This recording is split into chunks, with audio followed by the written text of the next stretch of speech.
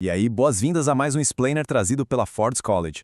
Hoje a gente vai pegar aquela tarefa que costuma ser bem cansativa, sim, ler aqueles artigos acadêmicos super densos e transformar tudo isso num processo de engenharia rápido, prático e, o melhor de tudo, totalmente repetível. Se a gente lembrar da nossa última conversa sobre estratégias de otimização para análise de desempenho, o foco lá era entender como o ruído afeta os dados e como uma amostragem bem feita revela a capacidade real de um sistema, certo?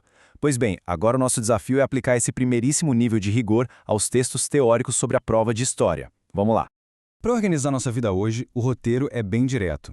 Vamos de dados para palavras, depois para o modelo mental único, passamos pelo fluxo rápido de leitura, o teste de evidências, a comparação na prática e, por fim, como preparar os próximos passos. Pense nisso aqui como a montagem de uma verdadeira linha de produção, feita sob medida para a gente extrair o que realmente importa sem se perder no meio de páginas e mais páginas de texto acadêmico. Bom, parte 1, de dados para palavras. Vamos em frente. Para começar de verdade, a gente precisa construir uma ponte.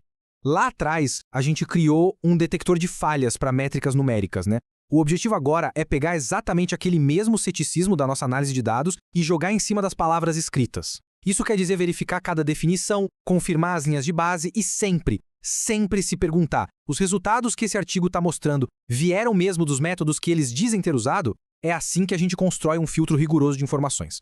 Olha, o grande problema de lidar com literatura revisada por pares nesse universo de Web3 e arquitetura de redes tipo a Solana é muito simples.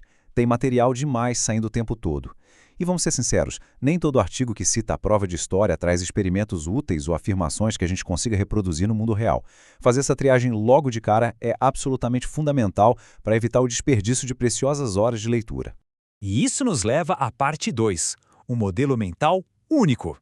O que eu acho mais fascinante aqui é como a gente consegue pegar teorias super complexas e transformar num conceito único e super fácil de gerenciar. Imagina a prova de história simplesmente como uma cadeia de provas com carimbo de tempo. Ou seja, um mecanismo mecânico mesmo, focado em transformar a ordem dos eventos numa evidência matemática incontestável. Quando a gente muda a perspectiva desse jeito, aquelas equações gigantescas deixam de ser um mistério intocável e viram só engrenagens e trilhos de uma máquina de validação de dados que a gente consegue entender. E com esse modelo na cabeça, absolutamente qualquer artigo pode ser dissecado fazendo uma engenharia reversa com base em 3 eixos específicos. Primeiro, o que exatamente está recebendo esse carimbo de tempo? São transações financeiras? São transições de estado do sistema? Segundo, como esses carimbos são produzidos na prática? É por meio de sequências determinísticas de hash? E o terceiro, o que os autores estão afirmando com base nisso? Eles estão prometendo uma eleição de líder mais rápida? Ou é só uma taxa de transferência bruta maior?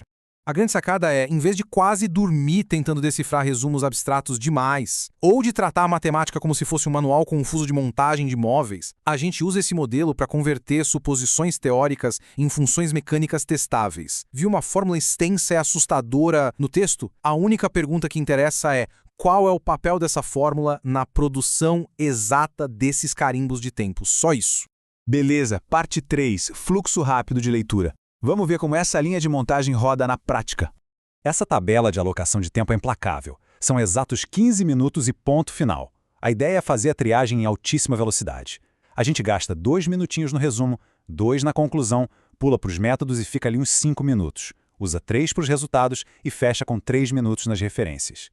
Esse relógio correndo força a nossa atenção a procurar ativamente por sinais de alerta, tipo a falta de uma linha de base clara para comparação ou aquelas afirmações super vagas sobre o desempenho da rede. E seguir esses 4 passos à risca é o que garante que no final a gente vai ter um resultado estruturado e comparável. É esse fluxo constante que vai separar o que é evidência de verdade do que é só uma prosa acadêmica bonita de ler. Afinal, a meta nunca foi entender cada vírgula numa primeira leitura exploratória, mas sim decidir super rápido se aquele artigo tem peso metodológico suficiente para merecer a nossa atenção profunda depois. Vamos para a parte 4, o teste de evidências. É aqui que a gente faz o teste prático de validação. Sabe, não adianta nada o artigo propor algo super inovador na teoria se a matemática por trás do desempenho não resiste ao escrutínio científico mais básico. A gente tem que atuar como um inspetor de controle de qualidade mesmo, caçando os sinais explícitos de que aquilo é reprodutível.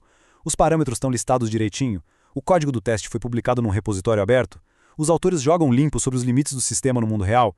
Se faltar qualquer um desses detalhes, a gente já nota como uma limitação severa da pesquisa na hora. Parte 5. Comparando na prática. Para ver como essa filtragem rápida constrói clareza, Imagina dois artigos hipotéticos lado a lado. O artigo A jura que tem uma velocidade de rede incrível com carimbos gerados em frações de milissegundo, mas lendo os métodos com atenção, a gente descobre que testaram tudo num único computador de alta potência isolado. Aí a gente pega o artigo B.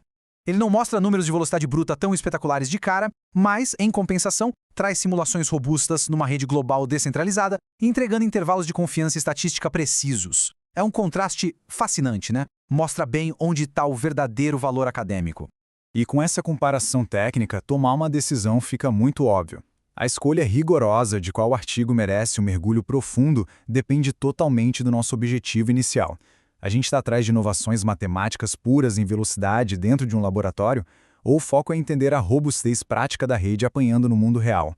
Esse método descarta o ruído e foca implacavelmente na meta, deixando de lado aqueles títulos super chamativos. Por fim, parte 6, preparando os próximos passos. Vamos ver qual é o produto prático disso tudo. Então, qual é o resultado final depois de rodar na salinha de montagem acadêmica de 15 minutos? O grande objetivo é produzir uma série de cartões de notas, que podem ser físicos ou digitais, mas rigorosamente estruturados. A gente compila de 6 a 8 desses cartões contendo a afirmação central, o método utilizado, a qualidade da evidência, além das forças e perguntas que ficaram em aberto. Isso cria uma base de dados analítica de altíssimo valor. É exatamente esse material refinado que vai servir como pilar de fundação para a gente agrupar pesquisadores e mapear os temas para o futuro desenvolvimento de sistemas. Para fechar, eu quero deixar uma reflexão crítica de extrema importância. Lembra daqueles 3 minutos que a gente dedica às referências? Se a gente observar bem, frequentemente a gente descobre uma câmara de eco bem preocupante no meio acadêmico. Se múltiplos artigos famosos estão citando a exata mesma premissa não testada de novo e de novo para tentar embasar a segurança da prova de história, a arquitetura da rede como um todo passa a carregar riscos invisíveis. Identificar e expor esses padrões é o que transforma uma leitura passiva de PDFs numa engenharia proativa e super valiosa de segurança de sistemas Web3. Bom, para expandir o conhecimento sobre esse e outros tópicos essenciais de infraestrutura, não deixem de acessar Ford.College. Muito obrigado por acompanharem essa análise detalhada e a gente se vê no próximo Explainer.